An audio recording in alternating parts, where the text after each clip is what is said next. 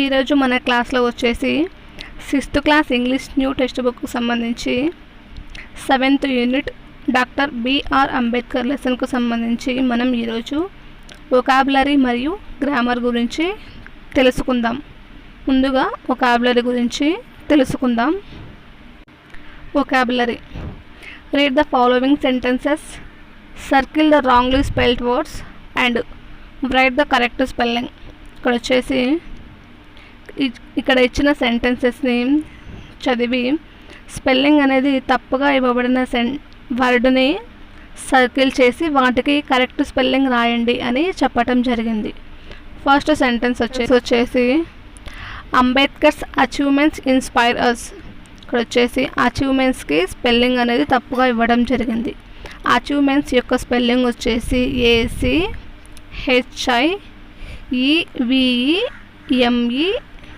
ACHIVEMENTS. ఇది achievements యొక్క spelling.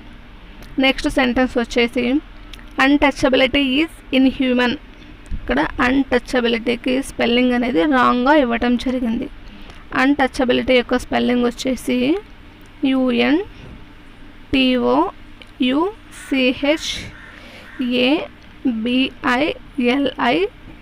ఇది అన్టచబిలిటీ యొక్క స్పెల్లింగ్.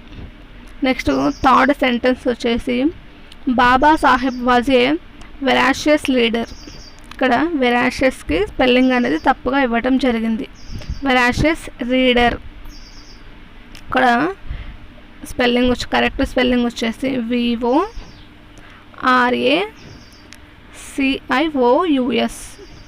ఇది వెరాషియస్ యొక్క కరెక్ట్ స్పెల్లింగ్.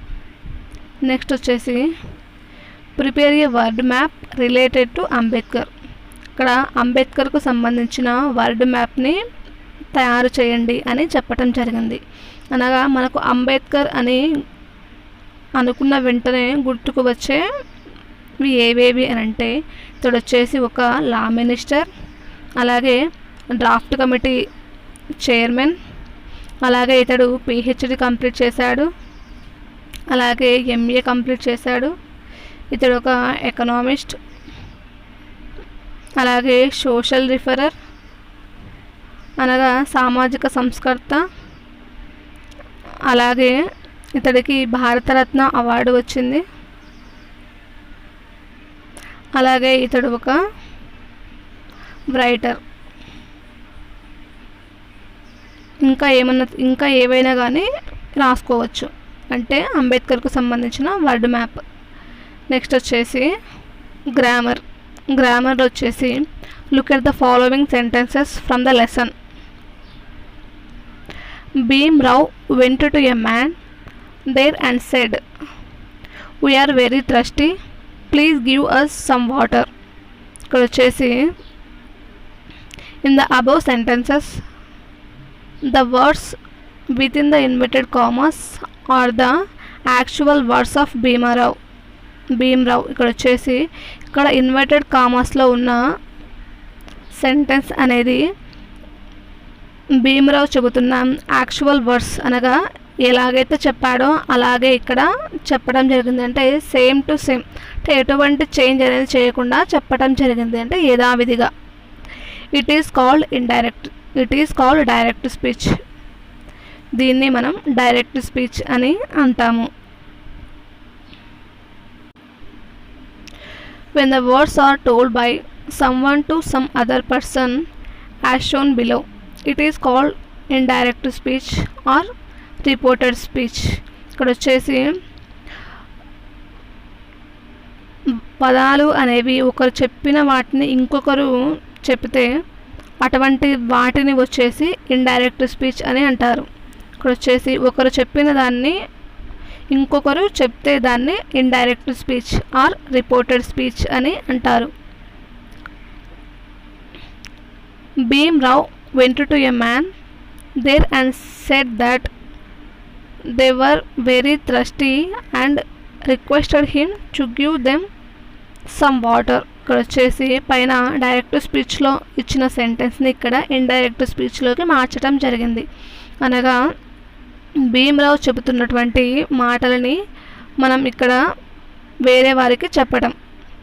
ఏం చెప్పాడు అని అంటే Bhimrao went to a man there and said that. ఇక్కడ వచ్చేసి దట్ అనేది కంజంక్షన్.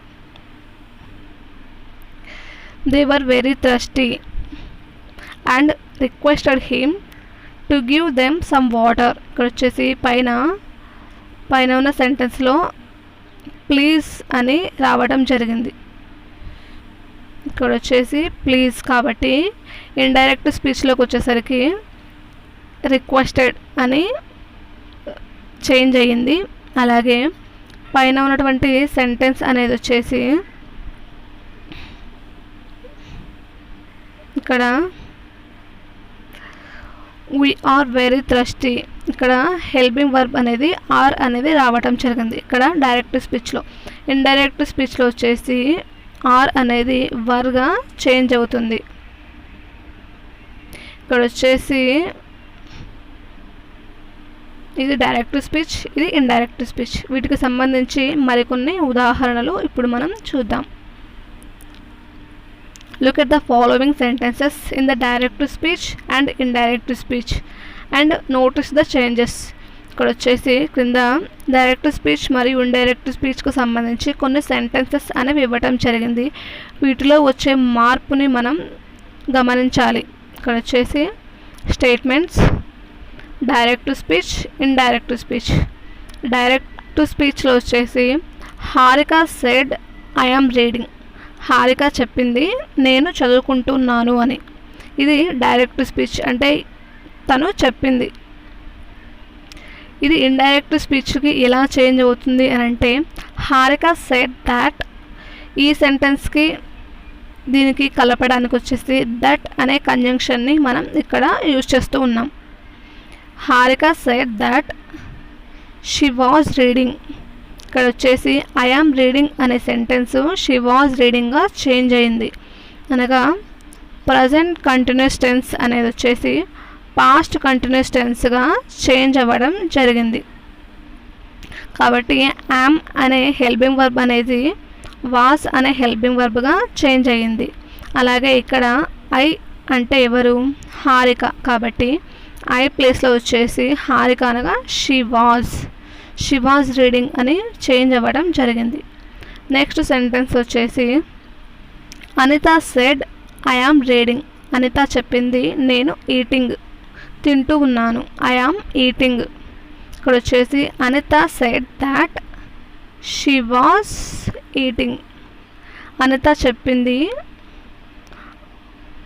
నేను తింటున్నాను అని. అనేది ఇక్కడ ఎలా చేంజ్ అయింది అంటే అనిత సెడ్ దాట్, అనిత ఏం చెప్పింది అంటే ఆమె తింటుంది. ఇక్కడ సేమ్ ప్రజెంట్ కంటిన్యూస్ టెన్స్ అనేది పాస్ట్ కంటిన్యూస్ టెన్స్గా చేంజ్ అయ్యింది.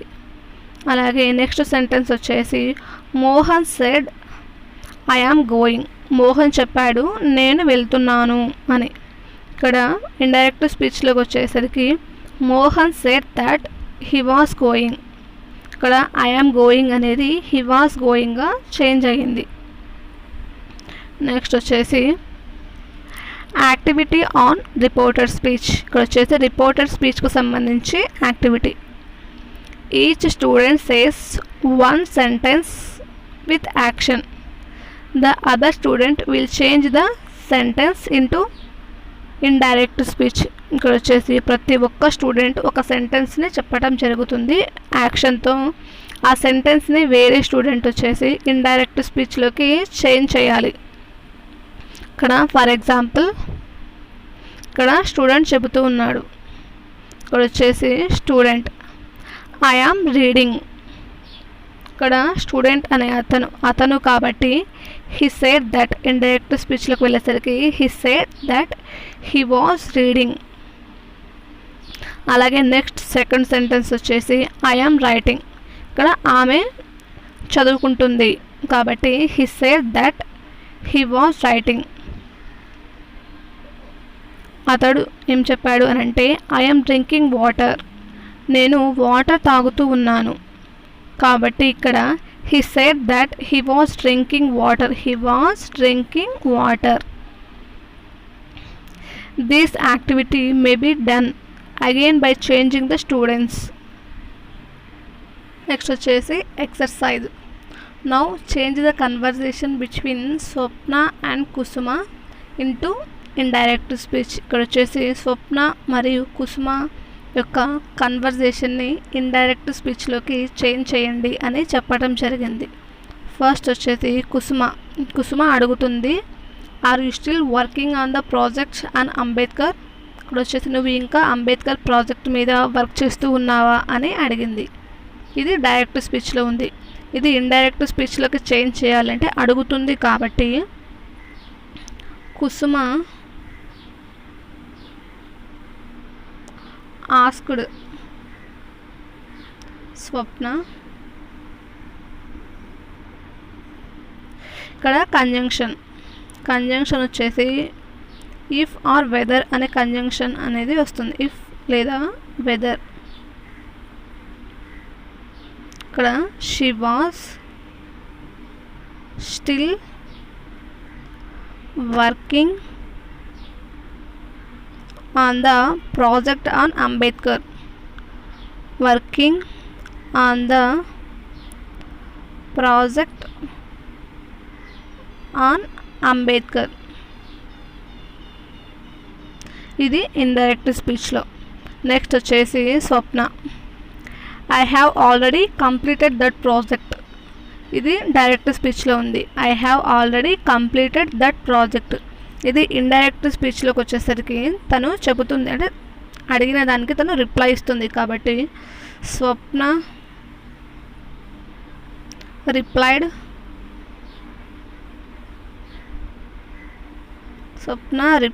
that she had. ఇక్కడ వచ్చేసి హ్యావ్ అనేది వచ్చింది కాబట్టి ఇక్కడ had. She had already completed that అనేది ఇండైరెక్ట్ స్పీచ్లోకి వచ్చేసరికి దోస్గా చేంజ్ అవుతుంది. Those project. అలాగే నెక్స్ట్ వచ్చేసి Kusuma, what are you doing now. ఇప్పుడు నువ్వేం చేస్తున్నావు. ఇది డైరెక్ట్ స్పీచ్లో. ఇండైరెక్ట్ స్పీచ్లోకి వచ్చేసరికి తను ఎంక్వైర్ చేస్తుంది, లేకపోతే అడుగుతుంది. కాబట్టి కుసుమ ఎంక్వైర్డ్ వాట్ షీ. ఇక్కడ ఆర్ అనేది వాజ్గా చేంజ్ అవుతుంది. She was doing. నౌ అనేది వచ్చేసి దెన్గా చేంజ్ అవుతుంది. Kusuma enquired what she was doing. ఇది ఇండైరెక్ట్ స్పీచ్లో. కుసుమ ఎంక్వైర్డ్ దట్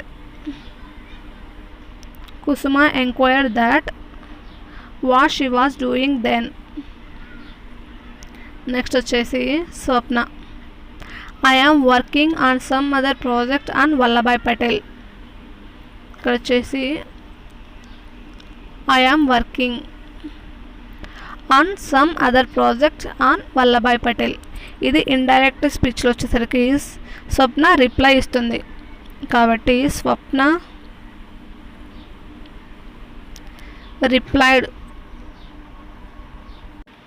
ఇక్కడ స్వప్న రిప్లై ఇస్తుంది కాబట్టి ఇండైరెక్ట్ స్పీచ్లో Swapna replied that she was working on some other project on Vallabhbhai Patel.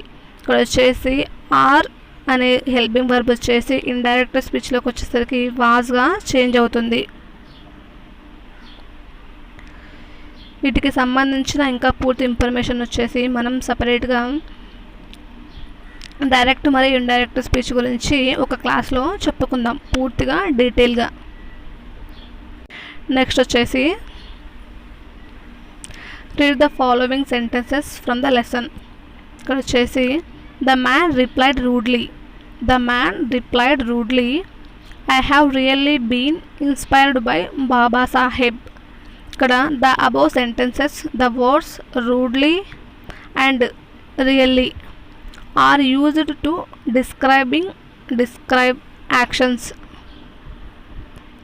They are called adverbs. ఇక్కడ వచ్చేసి పైన ఇవ్వబడిన సెంటెన్సెస్లో రూడ్లీ అండ్ రియల్లీ అనే వర్డ్స్ అనేవి డిస్క్రైబ్ యాక్షన్స్, ఇవి యాక్షన్ గురించి తెలియజేస్తూ ఉన్నాయి. ఇటువంటి వర్డ్స్ను వచ్చేసి యాడ్వర్బ్స్ అని అంటారు. ఇక్కడ వచ్చేసి వర్బ్కి యాడ్ చేయడం, యాడ్వర్బ్స్ అనగా క్రియా విశేషణాలు. Most of the adverbs are formed by adding ly to adjectives. ఇక్కడ వచ్చేసి ఎక్కువ శాతం యాడ్వర్బ్స్ అనేవి యాడ్జెక్టివ్కి చివరిలో ly చేర్చడం ద్వారా ఫామ్ అవుతాయి. ఇక్కడ right the adverbs of the following adjectives. ఇక్కడ యాడ్జెక్టివ్స్ ఇవ్వడం జరిగింది, వీటిని యాడ్వర్బ్స్గా మనం రాయమని చెప్పడం జరిగింది. సర్టైన్కి వచ్చేసి సర్టైన్లీ అనగా చివరిలో ly చేర్చడం జరిగింది. అలాగే పర్మనెంట్కి పర్మనెంట్లీ ly చేర్చాలి. గ్రేట్కి వచ్చేసి గ్రేట్లీ, పొలిటికల్కి పొలిటికల్లీ, ఉరాషియస్కి వచ్చేసి ఉరాషియస్లీ. నెక్స్ట్ వచ్చేసి fill in the blanks with the suitable adverbs given in the box. ఇక్కడ వచ్చేసి ఇక్కడ క్రింద ఇచ్చిన ఖాళీలని మనం సరైన యాడ్వర్బ్స్ని ఉపయోగించి మనం ఫిల్ చేయాలి. ఇక్కడ బాక్స్లో మనకు యాడ్వర్బ్స్ అనేవి ఇవ్వటం జరిగింది. My friend speaks dash in English. My friend speaks అంటే ఇంగ్లీష్లో మాట్లాడుతుంది. ఎలా మాట్లాడుతుంది అని అంటే my friend speaks fluently in English.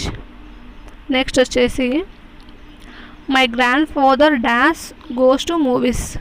Grand father dash goes to movies. ఇక్కడ గ్రాండ్ ఫాదర్ ఎక్కువగా సినిమాలకు వెళ్ళలేడు, ఎప్పుడో ఒకసారి మాత్రమే వెళ్తాడు కాబట్టి rarely.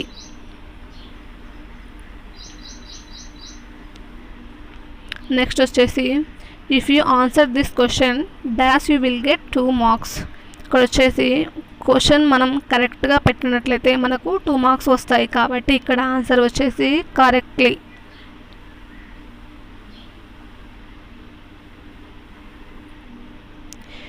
If you answer this question correctly you will get 2 marks.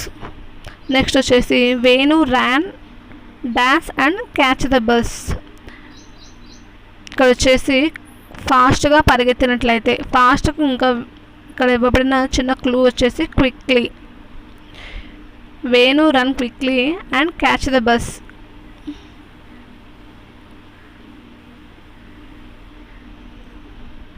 Next it started raining.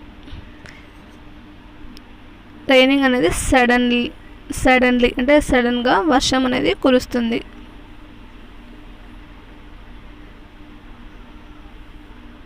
Suddenly. First వచ్చేసి ఫ్లూయెంట్, నెక్స్ట్ రేర్లీ, తర్వాత వచ్చేసి కరెక్ట్లీ, క్విక్లీ, సడన్లీ. ఇంతటితో 7th యూనిట్కు సంబంధించి వొకాబులరీ మరియు గ్రామర్ అనేది కంప్లీట్ అవ్వడం జరిగింది. ఇలాంటి మరిన్ని వీడియోస్ కోసం ప్లీజ్ నా ఛానల్ని సబ్స్క్రైబ్ చేయండి. అలాగే మీకు కనుక ఈ వీడియో అనేది నచ్చినట్లయితే ప్లీజ్ లైక్ చేయండి, షేర్ చేయండి, కామెంట్ చేయండి. Thanks for watching.